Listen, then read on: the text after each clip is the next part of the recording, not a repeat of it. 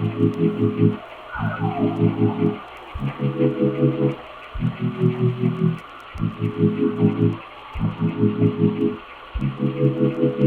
first speaker this morning is Mertens. She is a clinical psychologist and a researcher who received her Master of Science from Maastricht University in the Cognitive Clinical Neuroscience program. During that time, she worked at the Center for Psychedelic Research at Imperial College London and is now pursuing a PhD at the Department of Molecular Neuroimaging, headed by Professor Gerhard Gründer at the ZT Mannheim.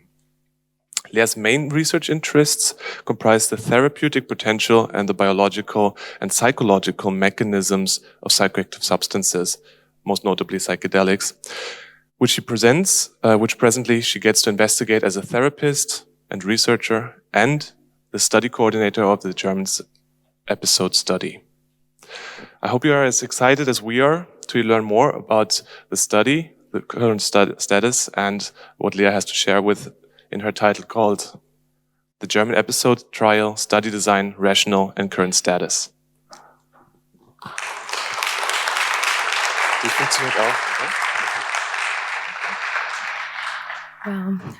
Good morning, everyone. Thank you, Marvin, for this really kind introduction, and thanks for having me here today. I have the honor today, actually, to introduce to you the EPIsoDE-Trial, which is a clinical study that has a lot of people been keeping busy for the past 3 years, actually. And I want to start maybe as a little bit of background with the just to look back at the most recent clinical trials that have been published in depressive disorders. So what you can see here on the slide is an overview of those study results that has made all of us very excited about psilocybin or generally psychedelics in the treatment of depression, because they showed preliminary but very, very promising efficacy in different depressive syndromes like treatment-resistant depression, but also end-of-life anxiety and major depressive disorder. But what I want to point out is that we have to really consider those results preliminary. And the reason for that is because the studies do have some methodological flaws, and they mostly relate to general methodological challenges in psychedelic trials, which I want to point out to you. So the first one being, as you can see here, that most of the studies do have quite some small sample sizes, and as a consequence, might have insufficient power to actually detect a true difference between trial arms. So you can see here that all of them were in the double-digit range. And the second one being, it's really, really difficult to control psychedelic trials. And as you can see, the previous trials, some of them lack control and randomization. And there have been different attempts to actually blind the psilocybin treatment. So you can see that there were different comparator arms chosen. For example, the very first study by Harris et al. In 2016 was an open label trial, so there was no control and randomization at all. And the other studies you can see here, they were either using a low dose to blind, so 1 or 3 milligram per 70 kilogram body weight. They were using niacin, which is supposed to induce some physiological effects like tingling, itching, sometimes stomach issues. And those two comparator arms, like a low dose or niacin, we could or can be labeled as an active placebo. So an active placebo is a placebo condition that is supposed to induce some side effects in patients that actually make patients believe that they received active treatment. So that has been an attempt in psychedelic trials to blind the very unique subjective effects of psychedelics. A very recent trial by Davis et al., they used waitlist control, so it was a randomized trial, but there was no control actually. And the last study I want to point out is also a very exciting one by Harris et al. And they compared to an active treatment, so an active standard of care treatment, and in that case, 6-week escitalopram treatment. And blinded the psilocybin sessions by 2 placebo dosing sessions consisting of low-dose treatment. And I want to dig a bit deeper into that last study because it actually underlines another methodological challenge in psychedelic trials that I find very important. So they compared psilocybin versus escitalopram in major depressive disorder. So they randomized patients to either 6 weeks of escitalopram treatment and 2 placebo sessions, or 2 high-dose psilocybin sessions and 6 weeks of placebo pill intake. And what you can see here on that slide is that they didn't find a significant difference between those 2 treatment arms. However, I think that's something we can point out. There was a trend that was favoring psilocybin treatment. But what is actually even more striking is the lacking antidepressant effect in the escitalopram group. Because you have to think about that. Escitalopram is like a first-line standard treatment of major depressive disorder. So we would actually expect an antidepressant effect in that comparator arm. But what you can see here, that on another outcome rating scale, the Hamilton Depression Rating Scale, which is rated by clinicians, they only found a 27.7 decrease in depressive symptoms. If we compare that to what is found in large pooled analysis of different of escitalopram treatment in depressive disorders, you can actually see that that falls way behind what is seen usually under escitalopram treatment. So usually, like the pooled analysis here, this one showed a 46.4 decrease in antidepressive symptoms rated on the Hamilton Depression Score at 6 weeks. So the exact same scale at the exact same time point that was rated by Carhart-Harris et al. And what Carhart-Harris et al. Also found was actually worse than what you would usually find under placebo in those trials. So those patients treated with escitalopram in the Carhart-Harris trial performed worse than what other trials showed in the placebo condition. So we really have to ask ourselves what happened here. Like, this is quite unusual. And there are probably multiple issues that can explain that. So for example, as I said, the sample size wasn't really big. And it probably might also play a role that patients had to down titrate their antidepressant, their SSRIs or standard antidepressant treatment before enrolling in the trial. But what we think is also a very important factor is the high expectations that patients have with regard to psilocybin treatment. So they're entering the trial like really hoping to get psilocybin treatment. And then because of the very unique subjective effects, they're probably unblinded after their first placebo session. So our proposition would be that this lacking antidepressant effect in the escitalopram arm is due to the expectation bias by patients and probably also clinician, and the risk of inducing a nocebo effect in patients in the control condition. So that has some implications, I believe, and we are together with the next challenge that we think it's actually an ethical imperative to offer active treatment to patients, especially when they are treatment resistant and especially when they're down titrated their current antidepressant treatment. So it's our imperative to offer active treatment to them. And by doing that, we believe we can also tackle the nocebo effect to some extent. And that actually brings me finally to the EPIsoDE-Trial, because I think in our study design, we managed to address at least some of those issues I just presented. So the EPIsoDE-Trial is a phase 2, randomized, bicentric, double-blind, active placebo-controlled parallel group trial examining the efficacy and safety of psilocybin in treatment-resistant major depression. If you don't know what all of that means, doesn't matter. I will go in a bit more detail. So this is our study design, and I would suggest we start from the top. First of all, you have to check the eligibility for patients to enroll in the study. In total, we are enrolling 144 patients across 2 study sites. And those 144 patients are randomized into 3 trial arms. The one of them being treated at the first dosing session with a high, potentially therapeutic dose of 25 milligram psilocybin. The second arm is going to be treated with a low dose, so 5 milligram. And the third treatment arm is treated with 100 milligram nicotinamide. And if you maybe remember what I told you before, nicotinamide is an amide of niacin, so that's our active placebo. And the rationale for the 5 milligram dose is actually quite interesting. We chose that low dose in an attempt to support our blinding even more, because a previous study by Johns Hopkins University in healthy participants showed that with 5 milligram dose, they could actually already detect, or participants could already detect quite strong subjective effects. But only the higher doses, so around 20 and 30 milligrams, were associated with a mystical type experience and long-term changes in attitudes, behavior, and stuff like that.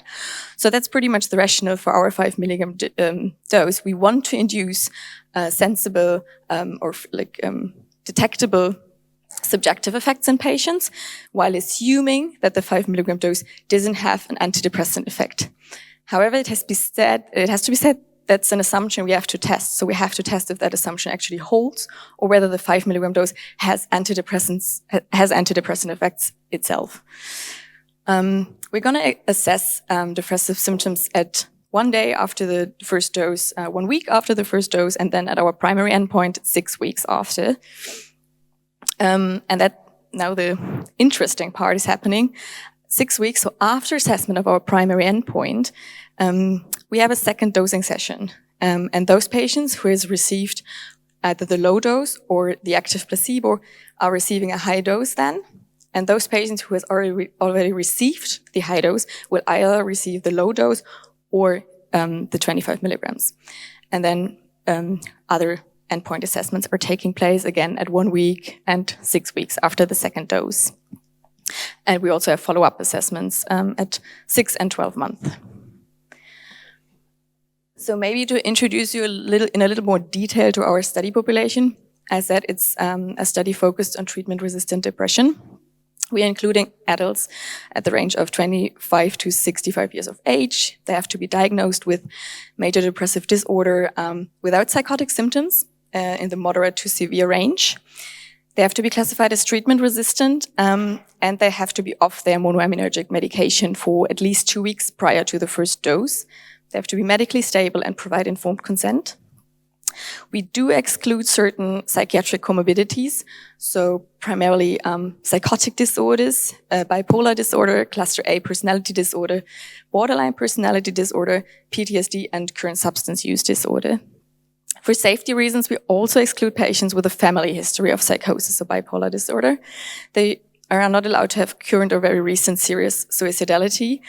And we do have a criterion for previous use of classical psychedelics.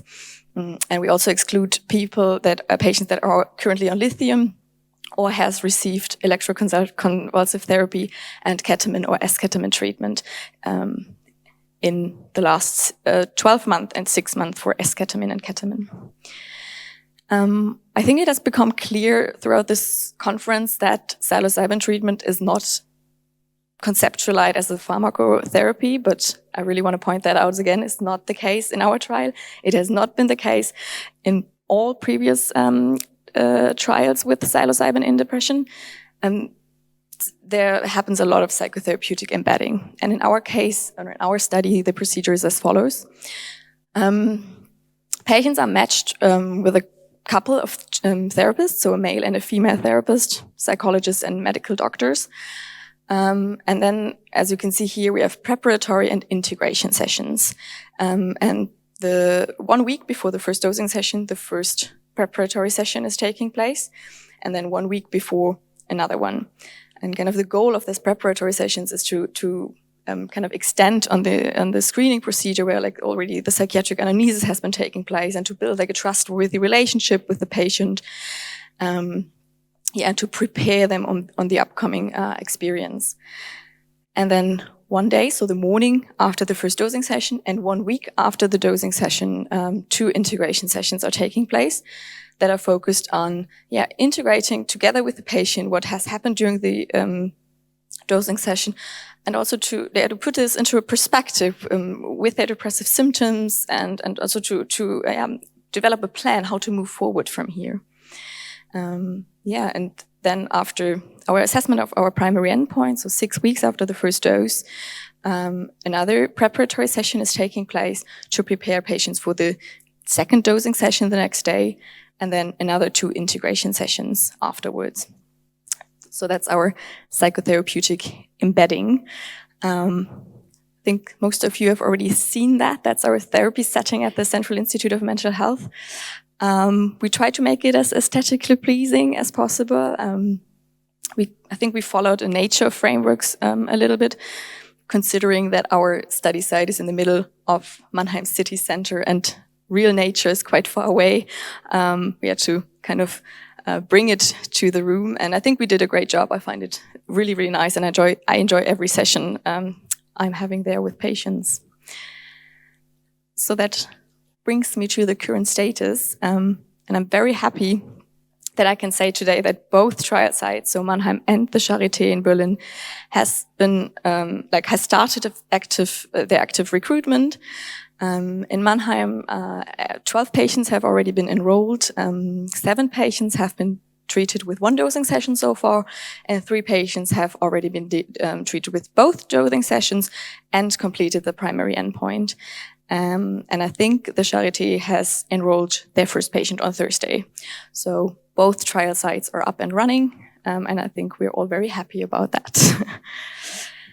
So that kind of brings me to the last part of the presentation. I want to introduce you to one of our first patients that has already conducted 2 treatment sessions and kind of maybe present his development with us. Mr. S is a 31-year-old man who has been diagnosed with depression in 2016. But he already reports symptoms since 2007. He has been diagnosed with a chronic depression and a double depression, so with a major depressive disorder, but also persistent depressive disorder. And so he's chronically depressed since 2016. He reports no remission in between. He's also been diagnosed with non-organic hypersomnia, because it's also one of his key symptoms in depression, with regard to his depression. I'm going to tell you that later. And he actually came to us already diagnosed as treatment resistant. So he has tried approximately 10 antidepressants. He's tried ketamine IV last year. He's tried repetitive TMS last year, and he is currently in outpatient psychotherapy, which he stopped for the trial phase. As said, here is his core symptoms, and I think his primary symptom really was hypersomnia and fatigue. It was his key symptom: lack of energy and interest, sadness and low mood, loss of appetite, and panic attacks. And that's also a very important point, because when he came to us, when he enrolled in the trial, panic attacks were not currently an issue, but they redeveloped throughout his active study participation. And throughout his preparatory and integration sessions, so simply throughout his therapy with us, the following themes developed that are probably involved in his depression and should be focus of his following therapy. And that were definitely his very low self-esteem, his tendency to socially isolate, his fear of rejection, and very much feeling of not belonging and not be liked by other people. A very important topic that arose, and that was actually the only topic that made him emotional in the preparatory sessions, was the physical abuse by his parents until the age of 7. And in association with that, they felt guilt that it was actually his fault. And we also kind of questioned if there was also anger towards them, but it wasn't really clear, at least not consciously. And very important, like avoidance was his topic. So he was very dependent on his parents. He showed, considering that he's 31-year-old, quite some regressive behavior. And I think his dependent and avoidant anxious personality style were definitely like manifesting his depression and also keeping him from getting better. So this is his course of treatment and the process of his depression severity. So this is the BDI, which is a self-rating scale of depression severity or depressive symptoms, and the Hamilton, which is a clinician-rated rating scale. So you can see here the progression of his symptom severity. When he came to us, he was like kind of at the edge of moderate to severe depression, and he, at least subjectively, his condition was a bit better after enrollment, so you can already see a little effect, but just like knowing that I can participate in the trial, and also after the first dosing session. But then something really important happened in this 5 weeks between like 1 week and 6 weeks after the first dosing session, when we don't see the patients, we're just in contact with them via phone. His condition actually worsened a lot. So his Hamilton increased to 22, his BDI increased to 41, which both refer to severe depression. And that's also the phase when his panic attacks redeveloped. He himself consciously couldn't tell us if there were any reasons for his worsening of the condition.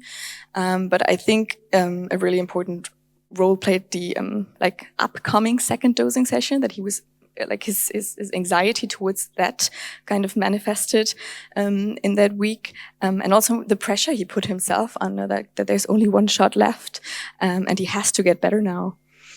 And then the second dosing session happened, and we actually had the 1 week after the second dosing session on Monday, and he was a bit better. Like his Hamilton was 10, his BDI was 19, so that's a mild depression, and he subjectively felt better. We had a good planning on what he would continue with in the next weeks. But I'm very curious how he will be in 6 weeks when we see, or in 5 weeks from now when we see him for the next endpoint assessment, because I had the feeling that the improvement that we saw was still quite unstable. And I think that shows a really important point, that it's not, like, it doesn't really matter which dose he got at which dosing session, but he got better at the end. But it's not finished with that. There has to happen more integration work, more psychotherapy, so that maybe changes that are tackled or themes that have been identified in those dosing sessions are followed up with and can be implemented in real life. So what's next?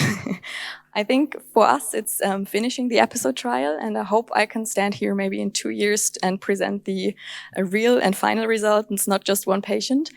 But I think in general for the field, it's actually related to the methodological challenges I presented. We need larger, well-designed, randomized controlled trials. And maybe also as the case example I brought with you showed, we also need research on the optimal psychotherapeutic embedding. And that doesn't only refer to the setting patients are in, but also to the psychotherapeutic interventions that are best and most beneficial, and change mechanisms that has to be fostered. And also related to what Katrin Perla told us, that the role of the therapist, like how much interaction is best during the dosing sessions. And also research on different doses and dosing regimes. I think that's what we have to do. And as the final point that I just want to point out there, I don't have a solution for that yet, but we do have to think about, when doing research with these substances in patients, how do we provide aftercare for patients? Because especially our study population, they're treatment resistant, and those who get better, and also those who don't, like, how are they moving forward from like finishing the study participations, and how are we maybe provide continuous integration, because at the moment we can't provide additional dosing sessions. So those are very important questions. I don't have the answers, but I hope we will find them at some point. And that brings me to the end, and I have to say thank you to a lot of people, but I'm not going to do that in detail. But first of all, to a really, really, really great team at the Central Institute of Mental Health. I think almost all of them are on that slide. 2 people are missing, but yeah, I'm really happy and lucky where I am with that team. And yeah, thanks for all the effort you are giving every day. and also obviously to the rest of the EPIsoDE team in Berlin.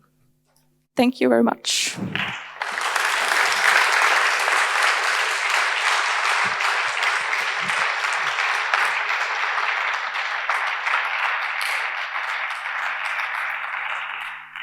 And thank you, Lea, for this valuable insight into the EPIsoDE study. And it's great to see that the first patients have been enrolled and treated in Mannheim, and it seems almost a perfectly fitting date to kick off our Insight conference here in Berlin at Charité, with the first patient being enrolled on Thursday, which is great. Now, should we start with some questions right away? Our audience assistants, do you have a question from the web audience for us? No, but I see a hand. Lucas, could you, I think, switch on your microphone? Yes. Okay, yeah, thank you for this presentation, Lea. I actually have a lot of questions, but I'm just going to ask one. So you mentioned the problem with patient expectations, and I think that's something we see in the English-speaking countries a lot, where people are very hyped up, you know, they read Michael Pollan and they're like, yes, that's what's going to happen. And I was wondering if that's something you see in German patients as well. Like, are they aware of psilocybin therapy? Are they aware of what's going to happen? Do they also have these huge expectations, or is it just, have they never heard about it? Thank you. I would say yes. We do have that because the media attention in Germany is there as well. Absolutely, especially in the past year. I think it has increased immensely. I think a really important fact is that patients, at least some of them, kind of expect a wonder pill. So I think our task in the preparatory sessions is actually to change that mindset, because this is not what we can promise and we shouldn't, and kind of have to make the expectations a bit more realistic to, yeah, kind of avoid disappointment in the end. Yeah. I saw Sandeep next. Hey, thank you. Really enjoyed the presentation. Is there any formal blind testing employed? And in terms of the fact that people are receiving an active placebo, what are they actually told about the doses that they'll be receiving?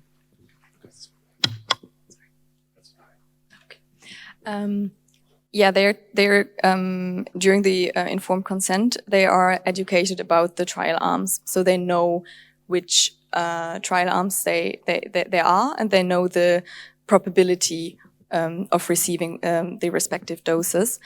We do have an assessment of what patients and the true therapist assume has been giving during the respective dosing session. So we do have questions to assess that. Ooh.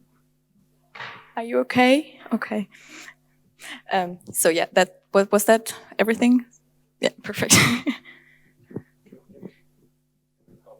This was on. Sorry. We can take one more question from the lady in white. Yeah, thanks. Thank you for the presentation. And I was wondering, what is the exact rationale between splitting up the active treatment group into the smaller and the second larger dose? Are you asking for the reason why we did that? Oh, okay. I think it's an important second research question to investigate whether 2 high doses are better than 1, and maybe even if the order of having a high dose first or a low dose first is different. So whether there's a difference between the second treatment arm, where there's 5 milligram and then 25 milligram, and a difference between 25 milligram and 5 milligram. So the order effect. We hope, depending like that as a secondary analysis, that we can find those differences between treatment arms. Okay, thank you, Lea.